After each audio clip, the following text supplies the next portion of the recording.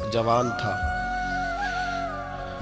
مسجد میں آیا، لوگوں سے کہنے لگا روٹی کھلاؤ، کسی نے توجہ نہ کی۔ اس نے کہا میں رب رب بتانے والا ہوں، میری طرف دیکھو تو صحیح۔ کسی شخص نے خیال ہی نہ کیا۔ پھر اس نے کہا یار تھوڑا سوچو، نمازیوں سے کہا، اہل علاقہ سے کہا، انہوں نے کہا تیری طرح کے بڑے درویش دیکھیں۔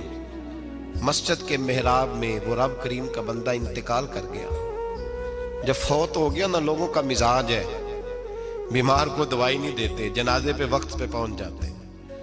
جب کوئی گر رہا ہوتا ہے تو سہارا کوئی نہیں دیتا، جب کوئی گر جاتا ہے، ٹانگ ٹوٹ جاتی ہے تو تیمارداری کو زمانہ پہنچ جاتا ہے۔ اور بزرگ، وہ نوجوان اللہ کا نیک بندہ مسجد کے محراب میں فوت ہو گیا۔ حضرت فضیل ابن عیاض کہتے ہیں امام صاحب نے اعلان کیا چندہ دو، کوئی لاوارث فوت ہو گیا، کفن دینا۔